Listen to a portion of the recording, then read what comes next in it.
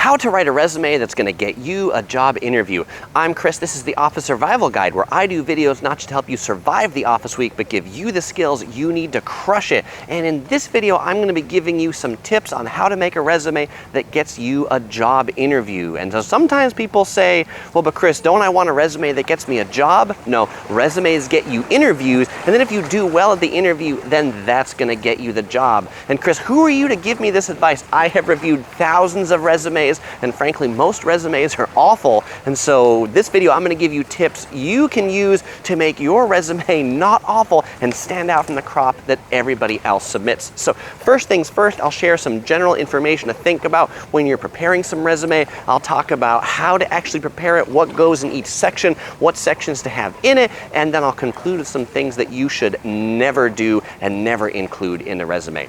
So first, let's talk about what you need to think about as you're preparing a resume. So many jobs today receive hundreds and thousands of applicants, particularly because people can submit them online or they submit them at career fairs. And so you should put yourself in the shoes of the hiring manager or human resources that's going through a stack of hundreds or thousands of resumes. In that case, they are spending 30 seconds or less looking at each one of these resumes, deciding if this candidate should get an interview or not. So because people are looking at this for a very short amount of time, you need to also make your resume very short. 10-page resumes, nobody reads a 10-page resume. So the rule of thumb is 1 page, 2 pages max, ideally 1 page. When I say 2 pages max, that's 1 piece of paper, front and back. If your resume is longer, chances are nobody's going to read it. People often ask about resume formats, resume templates, what color should they use, what font should they use. I would say don't make it complicated. Make your resume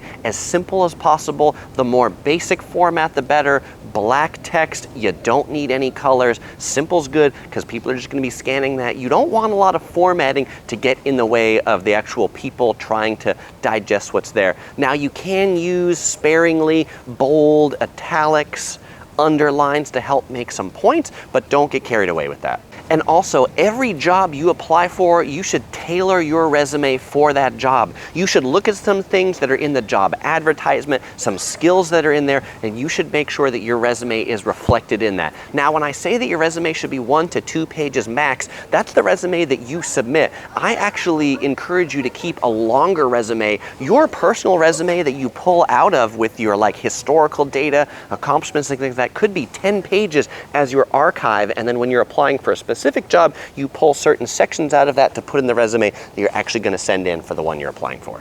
Okay, so now that you know the basics about a resume, let's talk about what actually goes in it. And so the first thing you're going to want in your resume, typically right at the top in the upper left-hand corner, is your contact information.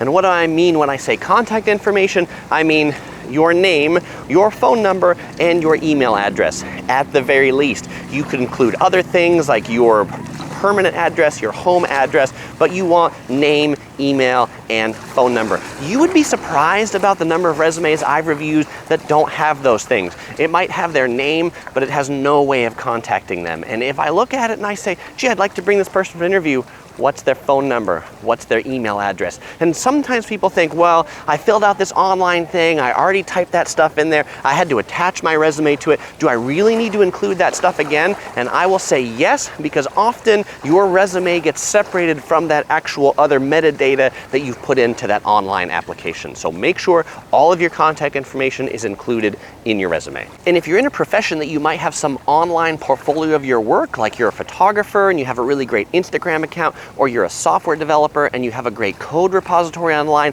then consider including a link to those in that contact information section. So now after your contact information, the next section you're going to have on the resume depends whether you're a recent college graduate or you have a lot of work experience. If you're a recent college graduate, then the first thing you're going to want to put there is your education, the degree you've graduated with, the school you graduated from, the year, your GPA, whether you've graduated with honors. You'll want to write a lot about that degree. Why? Because that degree is the biggest thing you've got to sell, so make sure that's right at the top.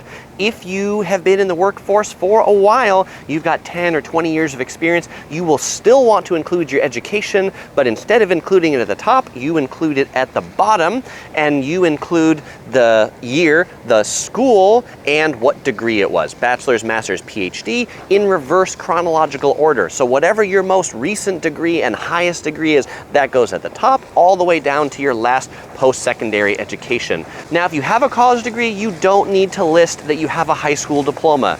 If you don't have any post-secondary education and you're 18, 19, then yes, list your high school diploma. Now we're going to talk about the meat and potatoes section of your resume. This is your experience section. In this section of your resume, you are going to list the jobs or positions you've held in reverse chronological order, from your most recent job or your current job down to the first job you had, or just the first job that you actually want to reference on your resume. If you've been working for 30 years, it is probably not useful to reference that job you've had at McDonald's. Now, if you're fresh out of school and you've only had one job and it was at McDonald's, then please by all means list that. So this section is going to be this ordered list of your jobs. You will want to list what your job title was, what company you worked for, what dates you worked there, and maybe what the location of that was. That will be one line. Underneath that line, you will then have one sentence that will say what your roles and responsibilities were at that job, followed by some additional sentences or bullets about what your accomplishments were.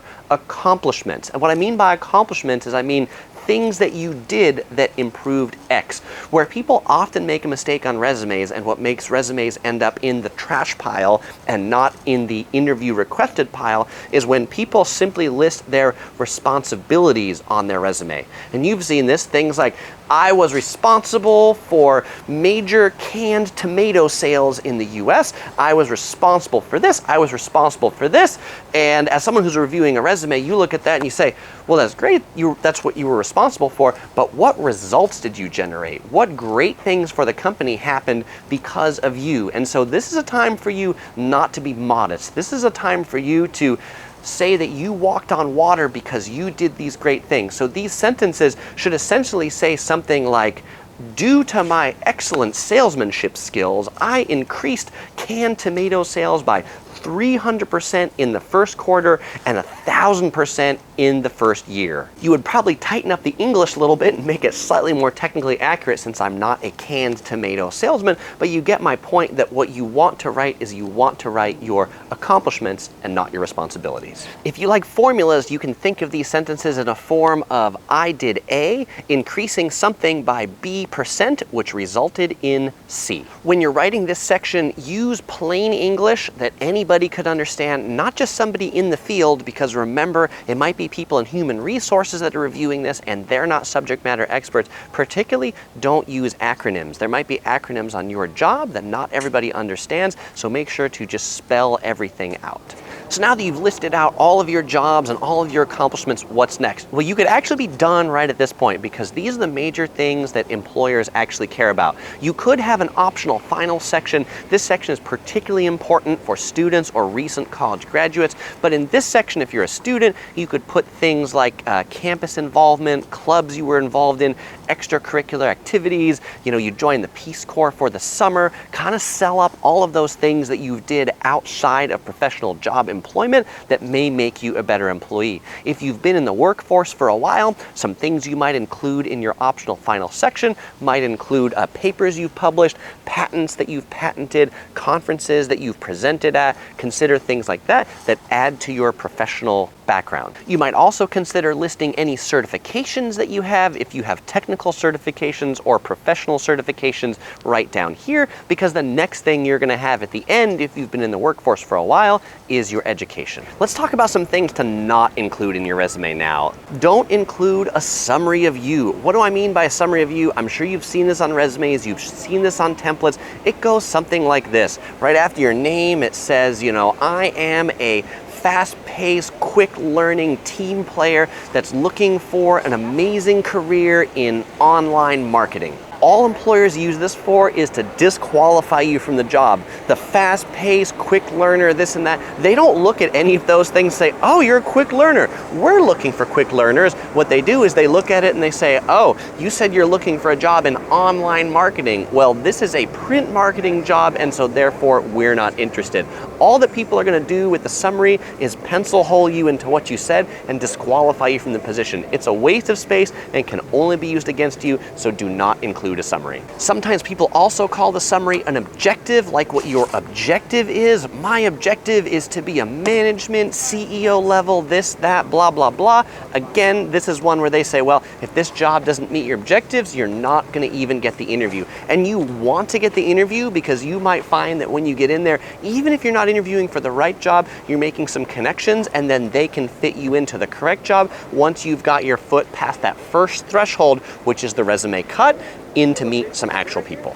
Also, don't waste space on your resume listing references. If your employer needs references, they will ask you for them. Frankly, most employers don't ask for references because the legal world that we live in today, most references about the only thing they can provide a prospective employer is the fact that you worked for them. Legally, many companies will not say things like, oh, this person was great or this person was awful. They'll just confirm that you actually worked there. So save the space on the references. So now it's time to dust off your resume, apply these tips, make it awesome, submit it for some jobs, and I guarantee you'll be getting some more interviews than your friends that didn't follow these tips, or your money back. The good news is this video is free. But when you do get those job offers, you'll have to figure out how to quit your current job. You might enjoy watching my video about how to quit your job. You might also enjoy my video about how to interview. That one is coming soon.